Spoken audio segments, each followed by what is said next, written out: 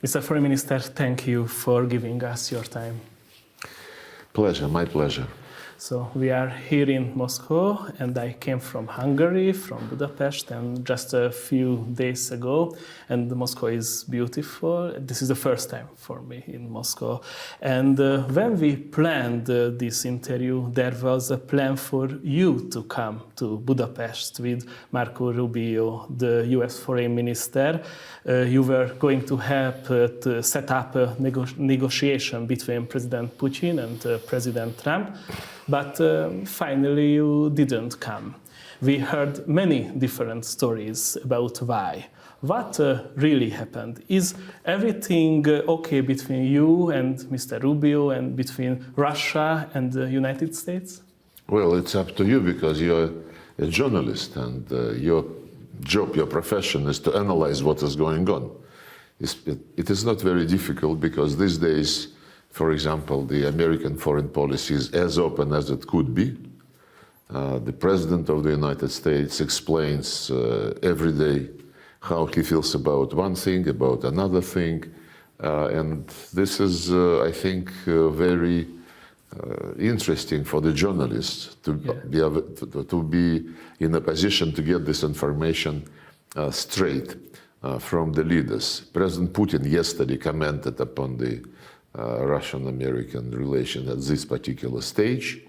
I wouldn't repeat what he said, but as regards the relations between Marco Rubio and myself, after the presidents had their conversation on the, I think, 16th of October. Is it? This was a Thursday. And 3 days later, on Monday, Rubio called me. We had a conversation, very specific, where I reconfirmed our full adherence to what was discussed in Alaska and to what understandings, clear understandings, the presidents reached at that time. As you know, President Trump praised the Alaska meeting repeatedly, that this was a very good meeting, that it set the stage, laid the foundation.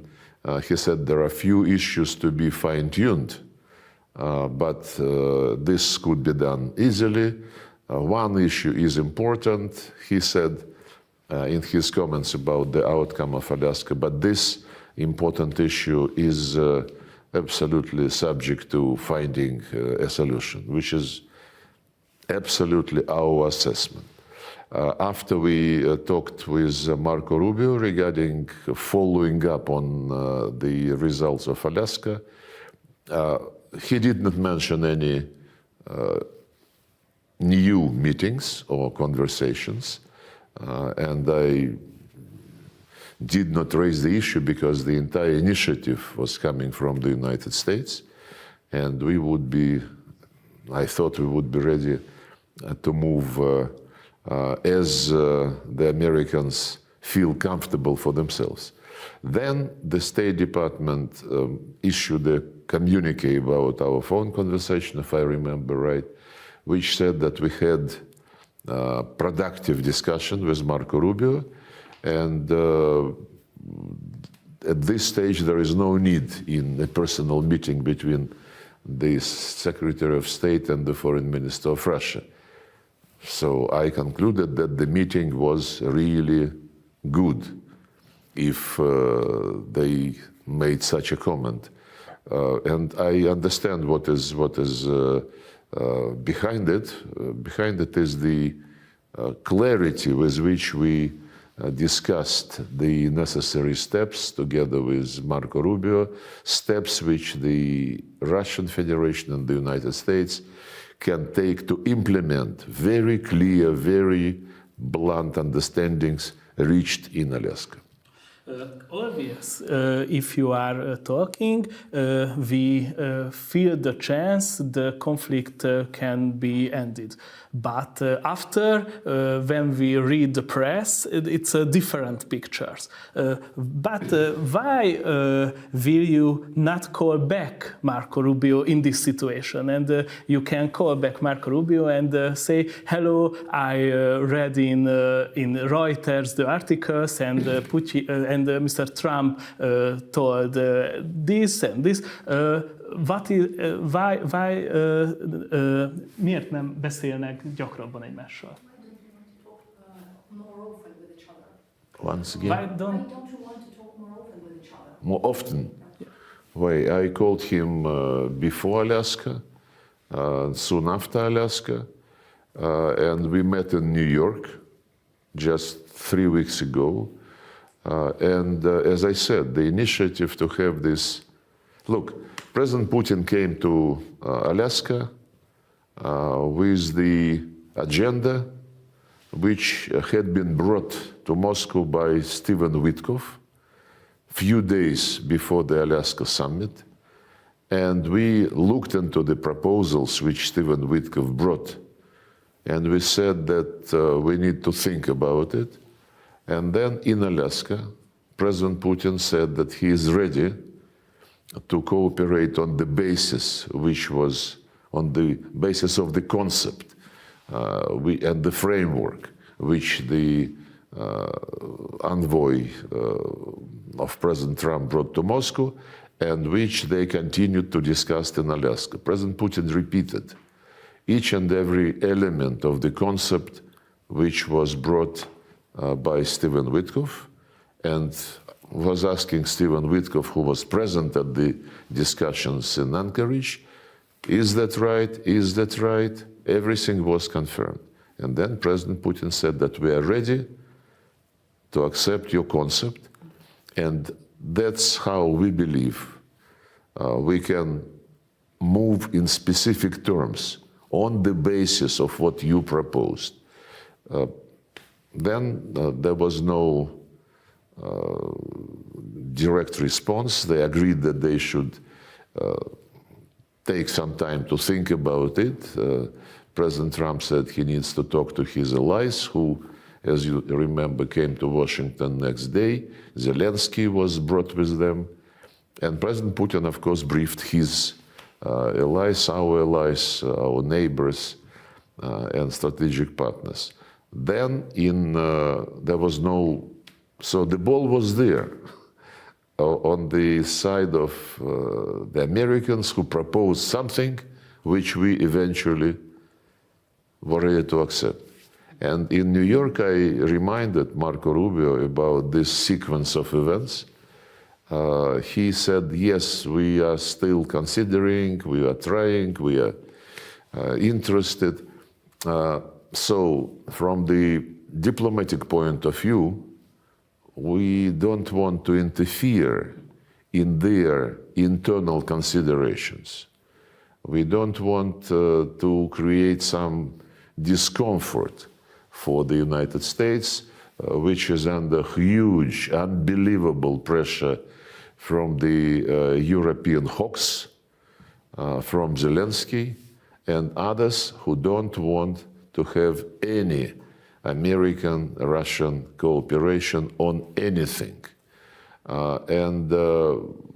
So there are enough people who are not very polite and who impose themselves upon Washington politicians and use each and every means to undermine the process which could have achieved its goals some time ago. And one very telling thing is they're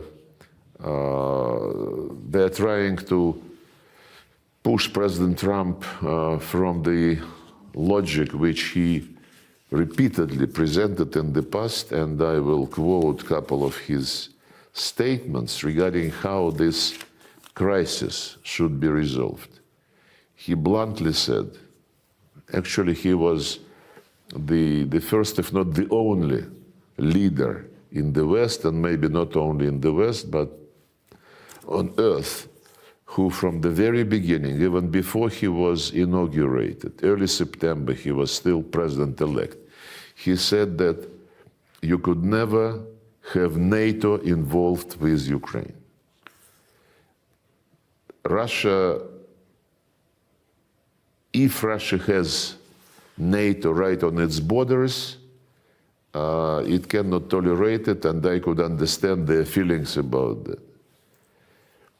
Zelensky and Ukraine must understand, this was already in August, a couple of months ago, must understand, no getting back Obama-given Crimea, and no going into NATO by Ukraine.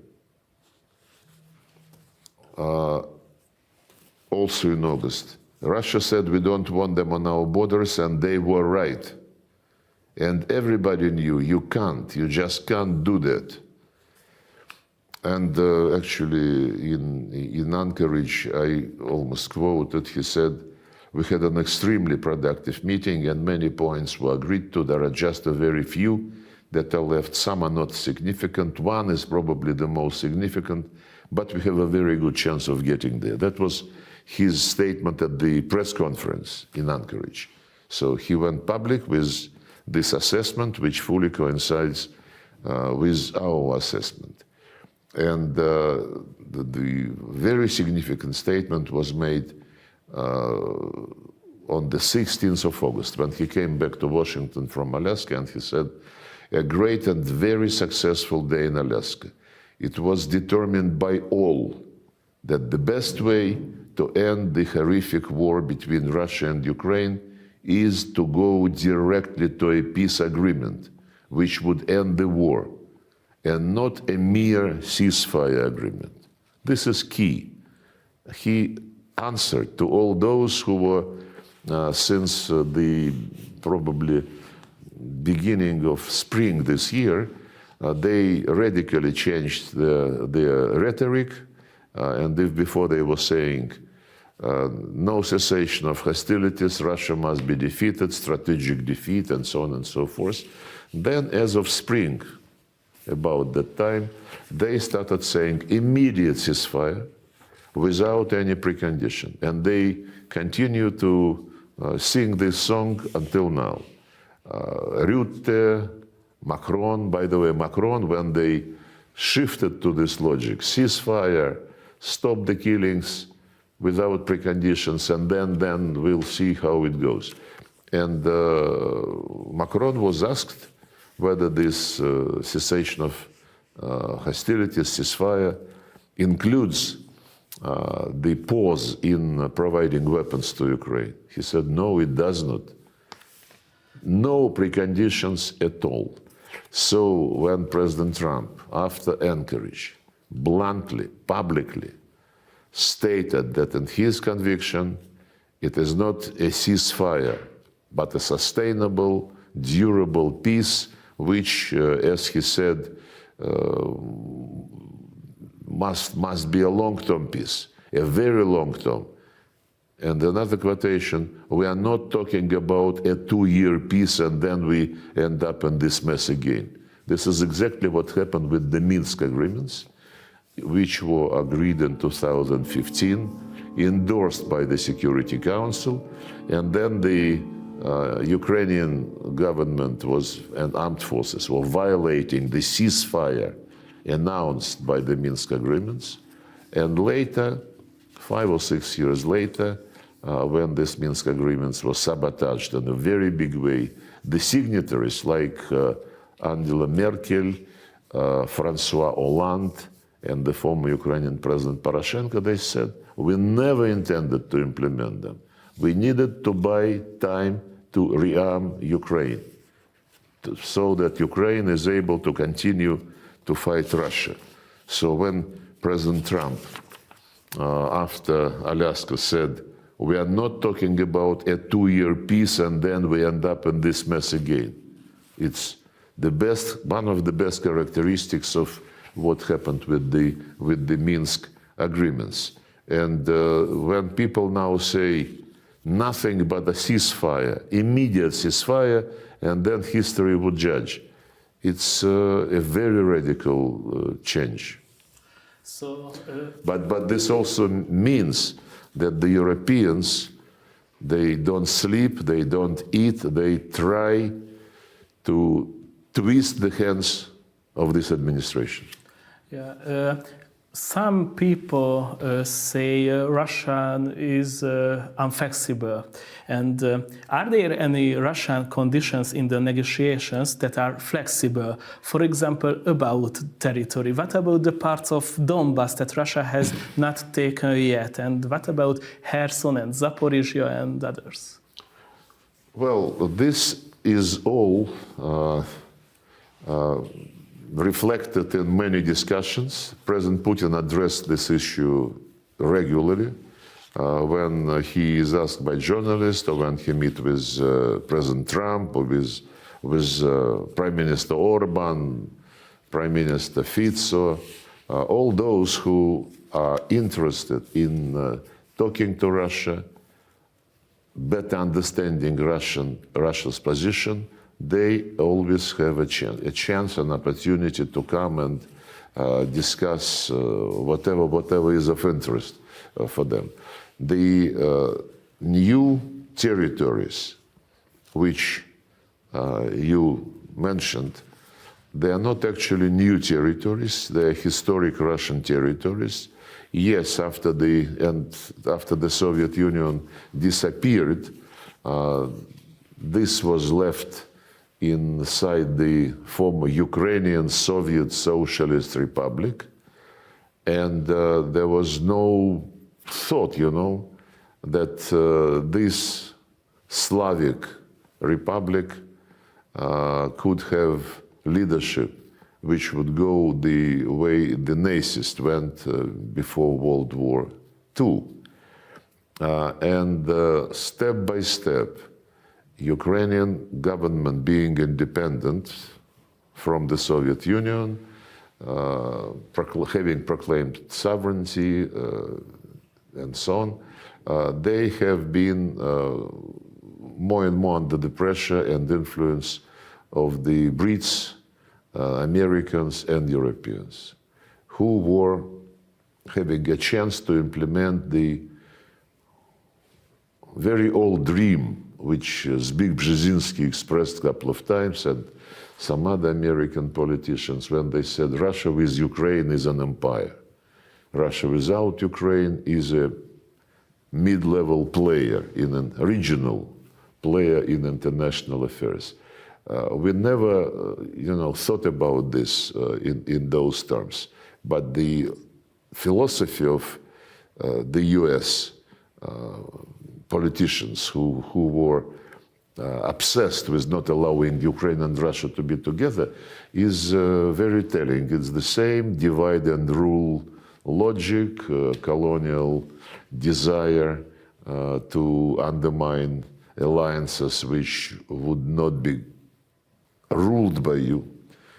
And we recognize the independence of Ukraine, no doubt about this, but we could never think that the people who live on these territories which you listed, which are now in our constitution, that these people would be considered second sort, especially after the coup 11 years ago in February 2014, when the putschist took power by illegal bloody coup, masterminded by the United States. Sometime ago, after this event, Victoria Nuland admitted at the hearings in Congress that the United States spent by that time about $5 billion to support Ukraine, and she said it was not in vain, because eventually democracy prevailed. This democratic government, which came to power illegally, their first statement showing their political instincts was that they will cancel the status of the Russian language next morning after the coup. And the coup, of course, happened the day after Germany, France, and Poland guaranteed the deal between the then president, recognized by everybody as legitimate president, and the opposition. And when we called the French, the Germans, and said, guys, you guaranteed the deal. Next morning, the opposition took all government buildings and so on and so forth. And they said, you know, sometimes democracy takes an unexpected twist. Interesting. Then, of course, they sent armed groups to storm Crimean parliament. That's when the people of Crimea rejected this power, these authorities, and held referenda. Then Donetsk and Lugansk, the parts of Donetsk and Lugansk did the same. It is not for territories for us. It is about the people who have been living on those lands for centuries, more than 300 centuries.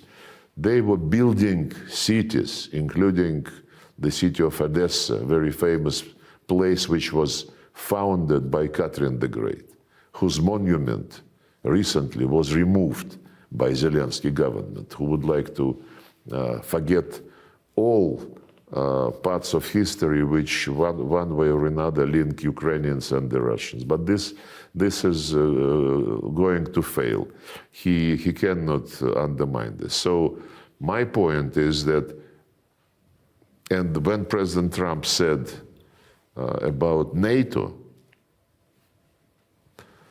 in Alaska, when also in Alaska he mentioned about territories, for us it is not territories, it is the people who live on these territories. But when next day, when this crowd, European crowd, brought Zelensky to the White House, and after that Zelensky was talking to the media, and some Europeans were talking to the media, and they say nobody can prohibit Ukraine to join NATO, no territorial changes, no nothing. Actually, I will quote some of the statements by Zelensky and his team. They,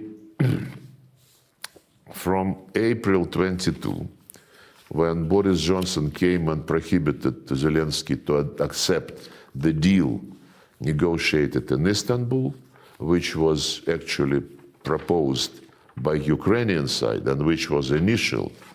But after this was undermined by Boris Johnson, now we know that he got about £1 million from his friend to continue the war, because his friend was selling arms to Ukraine.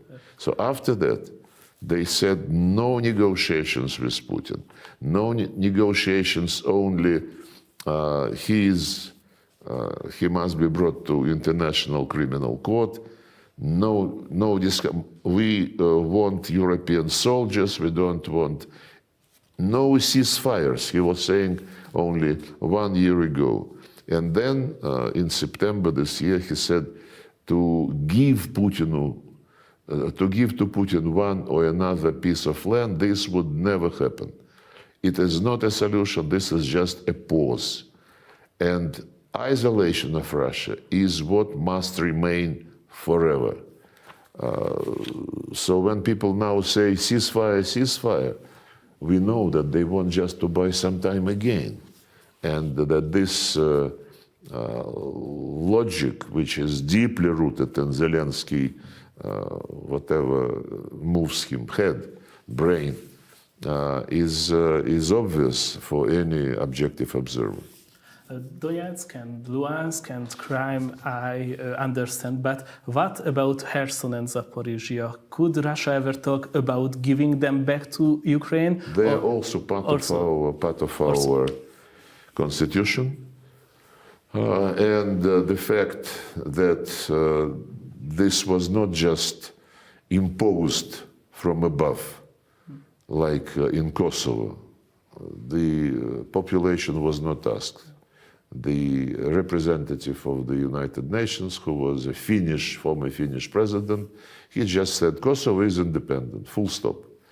Unlike this trick, we based the decision to include them, to admit them back to Russia, because all these lands were founded by the Russian Empire and developed by the Soviet Union.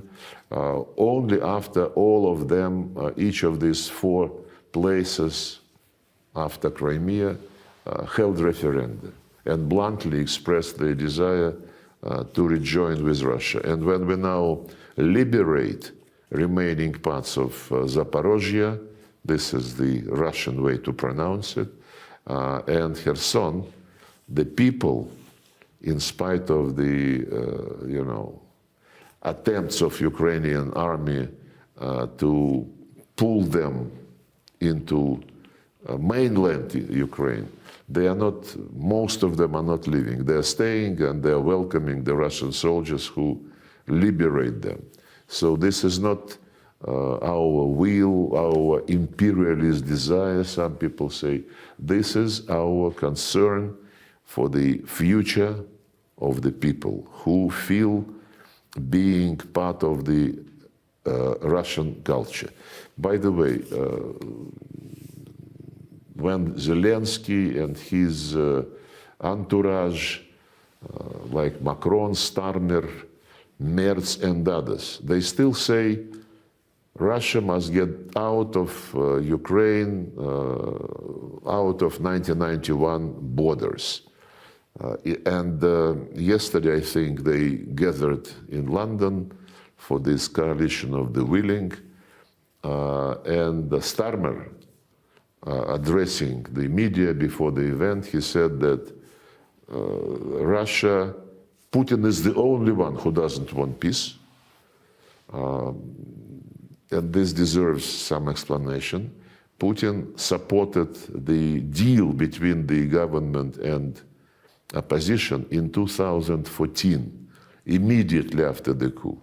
Obama called him, Obama asked him not to block the deal. He said, if the legitimate president is signing something with the opposition, how can I block him?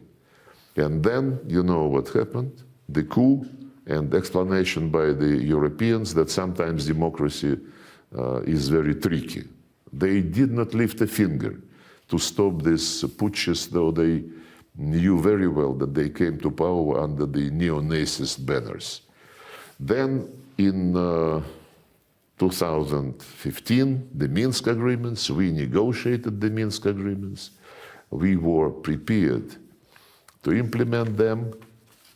They, as I mentioned, said that we never intended to do this, we just needed to buy some time.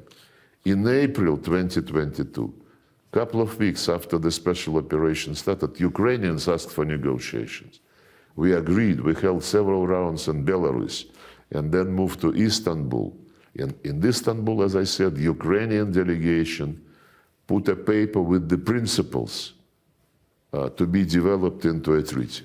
We accepted this paper, it was initialed, and then Boris Johnson said, don't do this, continue to fight Russia until we defeat them. So when Starmer said that Putin is the only one who is against negotiations, he should remember about his former prime minister, Boris Johnson. He should remember about those in Germany and in France who signed the deal and then few years later admitted that they never intended to do this, in spite of the fact that it had been endorsed by the Security Council.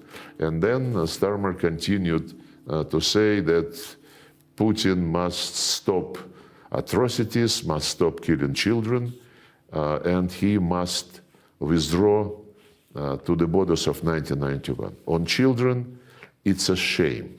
I mean, the amount of lies, the amount of propaganda is astonishing.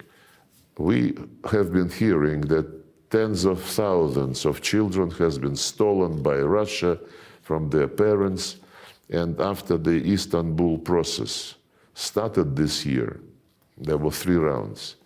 At the very first meeting, our delegation asked Ukrainians, guys, you are concerned about the kids. Can we get the list of those kids who are missing? It took some time. Eventually, we received the list of 3 139 names. 339. No 10,000, not even 1,000. And we checked that list. A huge part of it are not kids, are grown-ups. Many have been verified as being in Europe. So when you listen this, but Starmer keeps saying that we must stop hijacking children. And as for 1991 borders, and Russia must withdraw, okay, hypothetically, in their dreams and delusions, if we leave the territories inside the 1991 Ukrainian borders, what happens to those people whom they publicly called, the respective governments of Ukraine after the coup called them inhumans, called them specious? Specious, by the way, is the term used by Zelensky long before the special operation started. He was asked in August 21 what he thought about the people in Donbass on the other side of the line of contact according to the Minsk agreements. And what he was asked what he thought about those people. He said, you know, there are people and there are species. And if you live in Ukraine and feel like being part of Russian culture, my advice to you, for the sake and safety of your kids, for the sake and safety of your grandchildren, get out to Russia.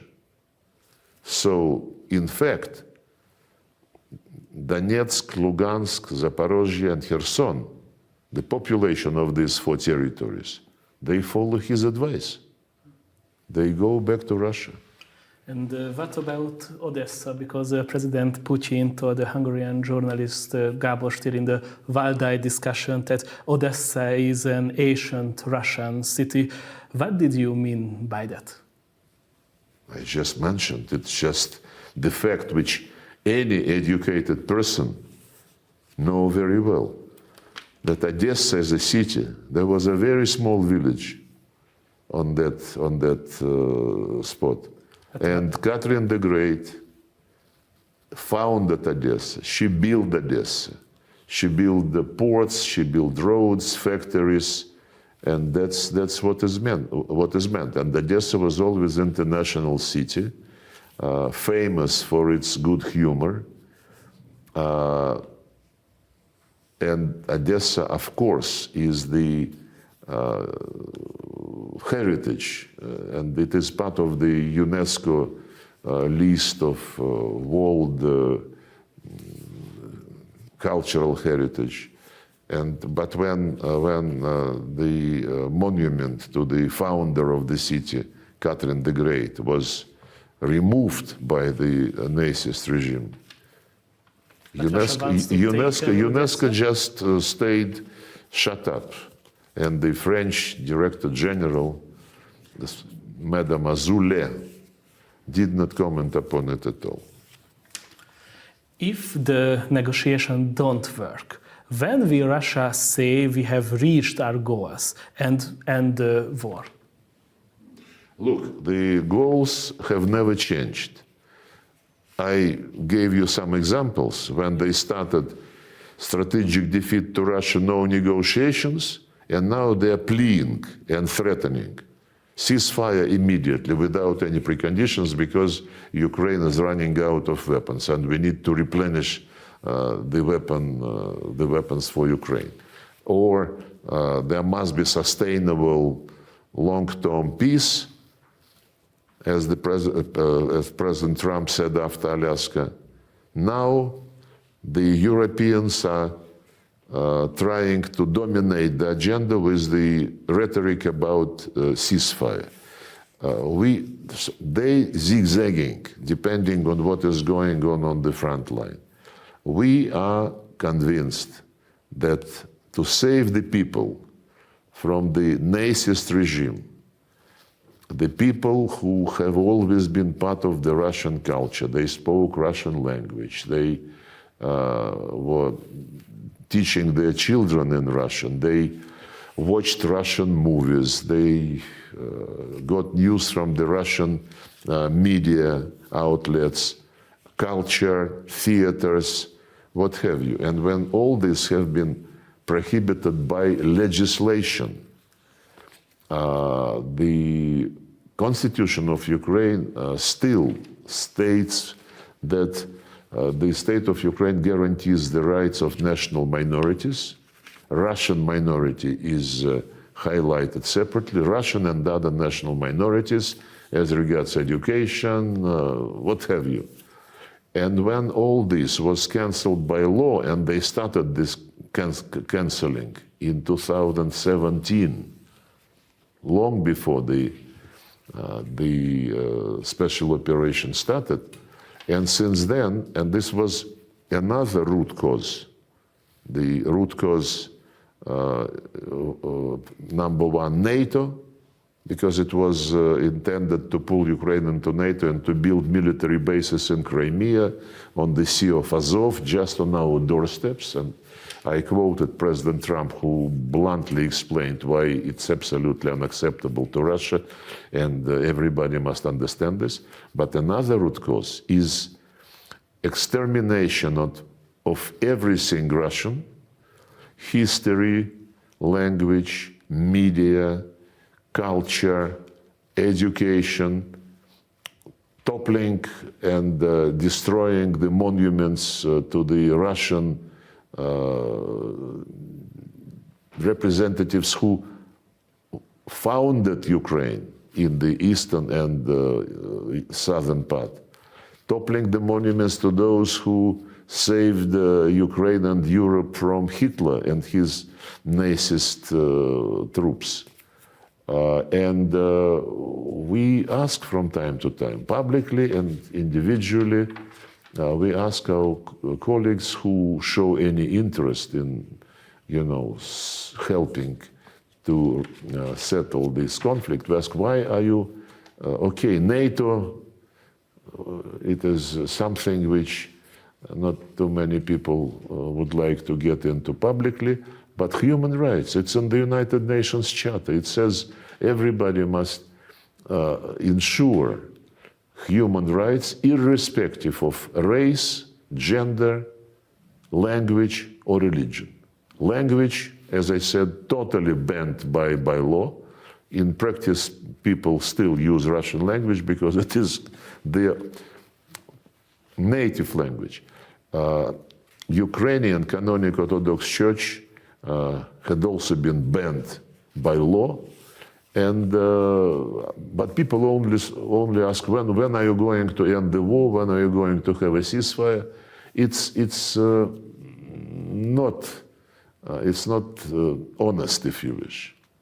An honest discussion would be to tell Ukrainians, before anything else, restore the language rights for restore all national minority rights, because your constitution says so, and in violation of the constitution you pass so many pieces of legislation, including, by the way, the legislation which discriminates Hungarian national minority in the western Ukraine, though Ukrainians try to be very specific in discriminating Russian language and trying to make some concessions for the language of the European Union.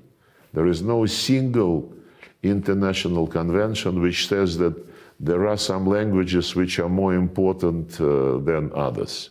It's like Orwell, all animals are equal, but some are more equal than others. I repeatedly discussed this with Peter Sijarto, and he assured me that when Hungary fights politically, diplomatically for the right of national minorities, Hungary means all national minorities as international conventions, as the United Nations Charter require. And we appreciated the role Hungary played when this framework for negotiations with Ukraine on accession to the European Union was discussed. And Hungary, I think, single-handedly insisted that these chapters on negotiating accession included quite considerable language on national minorities, on their rights, and it is formulated not just about European Union languages.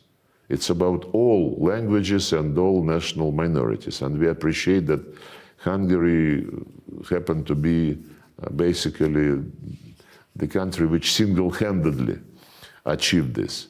It's another matter that nobody in Brussels wants to remember about this deal, this consensus. And when various representatives, including the Commission on Expansion, Mrs. Kos, as far as I understand, is saying, no, Ukraine is fully ready to begin accession negotiations. For Ukraine to be ready, they first have to undo what they have done in violation of their constitution and many conventions. So it's not, I think, appropriate when people say, when are you going to end the war? Where are you going to stop? Zaporozhye, are you going to give it back? Actually, we now have taken some other territories which are not, which do not belong to the regions reflected now in our constitution.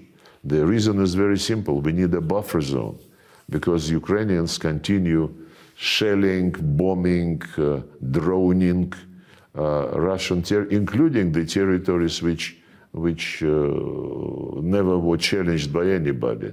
I mean Bryansk, Belgorod, Kursk, and so root causes. That's what must be key to understanding how to help end this situation efficiently, and thinking not about grabbing back territories, not about saving political losers who are ruling in Kiev, but thinking about the people who, you know, should be the utmost concern of those who say that they're champions of democracy. And when we are accused that we violate so many things, we, you know, invaded independent state in violation of one thing, like in violation of its independence, then in violation of the Budapest Memorandum of 1994. First, we recognized Ukraine on the basis of its own Declaration of Independence and its constitution. In 1990, Declaration on Independence was adopted, which says non-nuclear, neutral, non-bloc country with the rights of all national minorities and so on and so forth. And this was then endorsed by the constitution. So we recognize the Ukraine, which is very different from the country run by the openly Nazist regime. And when people pull it into NATO and say it has the right to choose alliances, it is not our reading of the situation. When we recognize somebody, it is on the basis of what this country is according to its own proclamation. The first question before the Hungarian-Russian relationship. I've been thinking a lot about if Ukraine joining NATO is a red line. Why was Finland's NATO membership not a red line? What is the difference between Ukraine and Finland from Russia's point of view? Well, the regime in Finland, I think they made a mistake. I know Alexander Stubb very well since the time when he was the foreign minister. Remember in 2008 when then president of Georgia, Saakashvili, launched an attack against the city of Tskhinval and the peacekeeping group which was there on the basis of the mandate of OSCE. And Alexander Stubb was in Tbilisi, and then he was passing through Moscow. And he made a very, I think, sober and accurate assessment of what kind of person Mr. Saakashvili was, and he was a reasonable gentleman. We had nice human relations and nice professional relations. And then after the special operation against Nazist regime in Kiev started, somehow the Finnish leadership started to experience, I think, nostalgic feelings about the times when they were helping another Nazist regime to defeat Russia during World War II. And if not Zelensky lead Ukraine, ha nem Zelensky vezetné Ukrajnát, akkor nem náci rezsim lenne? Can you speak up? Okay. If there will be another leader in Ukraine, not Zelensky, then will the regime be Nazis? If there would be another what? Leader. Look, I am not in the guessing business. We have a bluntly Nazist regime, which, as I said, show openly the despise to anything Russian, which prohibited anything Russian. It's the only country on earth which prohibited a language, not to mention that this is official language of the United Nations. In Palestine, in any Arab country, Hebrew is not prohibited. In Israel, Arabic is not prohibited. But Zelensky prohibited the Russian language. Now they included Pushkin, Lermontov, Dostoevsky, some other writers of world fame in a list of materials which promote imperialist propaganda. No comment, as it were. So the Hungarian-Russian relationship. A few days ago, it was October 23rd, the anniversary of the 1956 revolution in Hungary. And that was one of the saddest days in our history, and when the Soviets occupied our country. Some Hungarians still fear the Russians. We love freedom and we love independence. Honestly, we don't want to be attacked again. What can you say to them? Should they worry about a Russian attack in Hungary? Who? In Hungary, people. For example, they don't need to be told. They know this, and we long ago reached agreement with our Hungarian colleagues that there would be no emotions, that there would be honest reading and rethinking of history. When President Putin was in Budapest long ago, 2006, he laid flowers to the monument to the victims of 1956 events.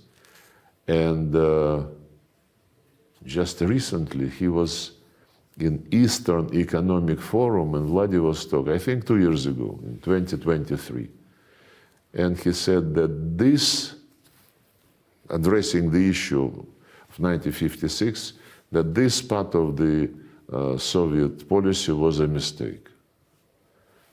And they don't have any difference on assessing those events with Prime Minister Orban, but they, as I said, they don't need to ignite emotions around this issue, though maybe some people in Hungary and in Russia, especially those who emigrated, maybe they would like to drive a wedge in our relations and to try to steer this history, but the leaders of Russia and Hungary, they know better. This is part of history.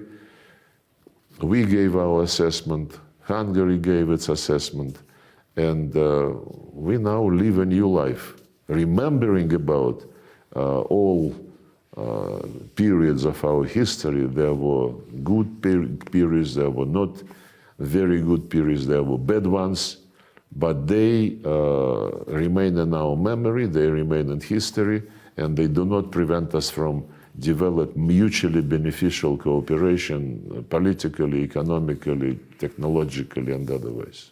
I am asking because you went to Alaska wearing a Soviet Union hoodie, and some people in Hungary weren't too happy about it. Some people said it was a secret message. Was it, or are you just a big troll?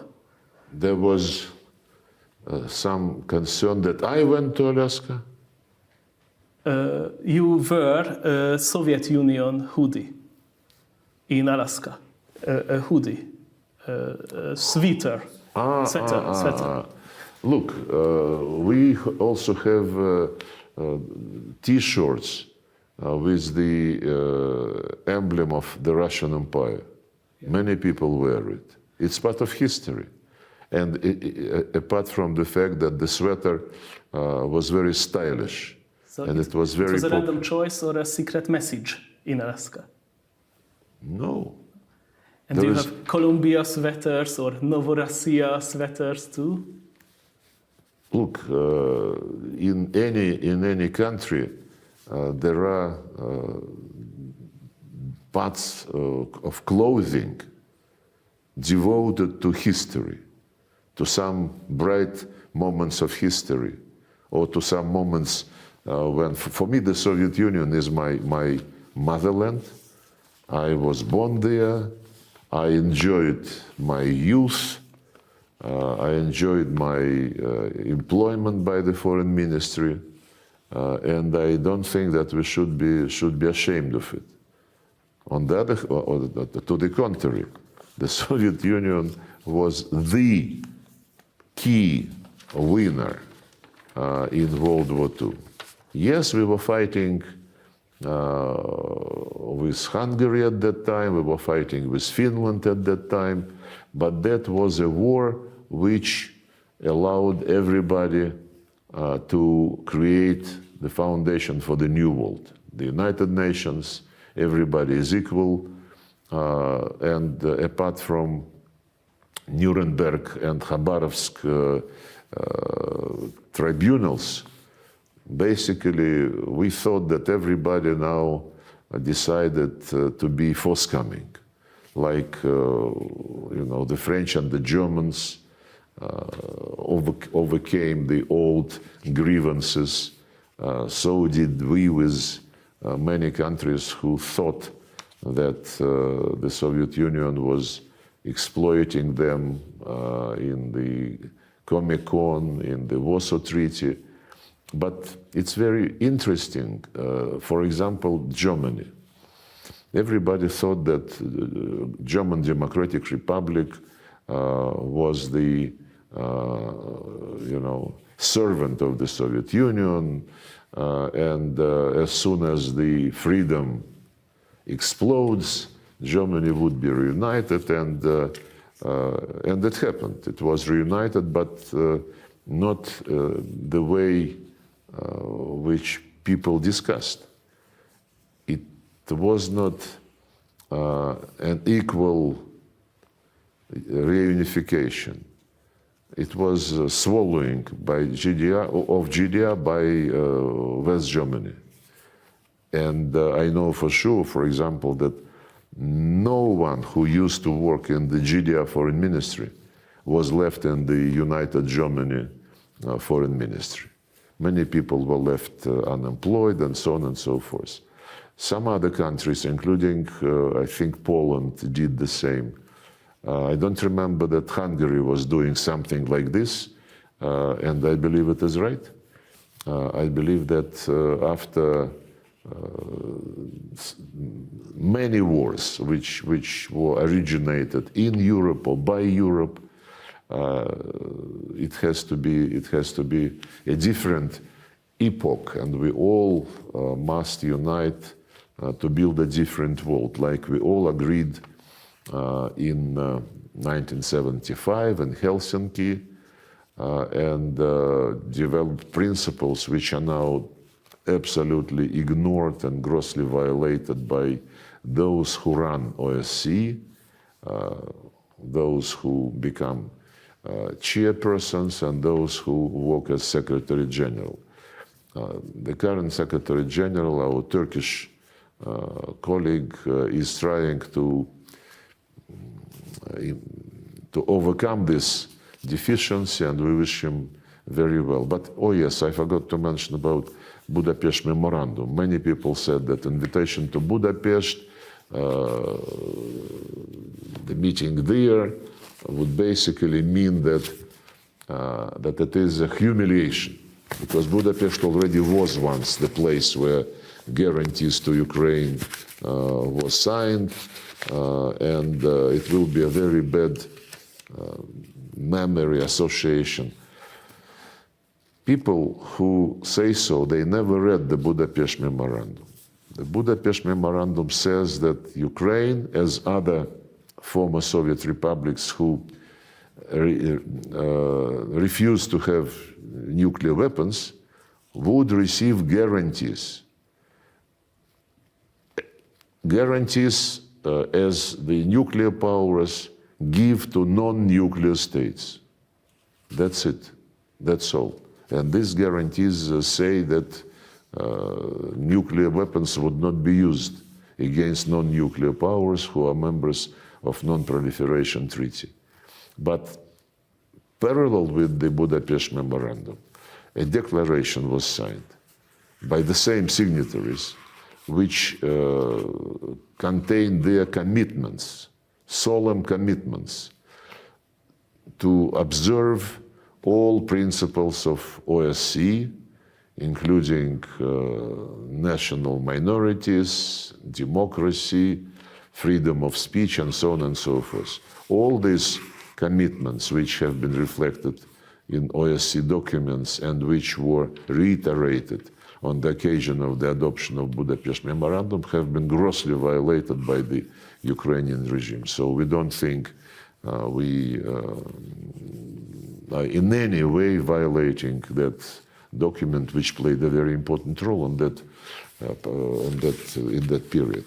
So the last quickly question, can we expect you to visit Budapest soon, you, President Putin, or maybe President Trump? If there are talks, could they happen in Budapest? Because we have many great T-shirts and sweaters. Some even show our old borders, but that's a complicated topic, and we have very little time left. But can we? So can we expect you to visit to Budapest? Sure. I was not invited. President Trump suggested to President Putin to meet in Budapest. President Putin said, yes, let's go into the preparatory work. We had a good conversation with Marco Rubio. The initiative was on the part of the United States. As I said, I heard that the State Department issued a communique saying that it was a good and productive phone conversation between Rubio and Lavrov, and it was so good that for the time being we don't need any meetings. So, you know, the initiative is there, and we are polite people, and when we are invited, we say yes. Let's agree how and where and when.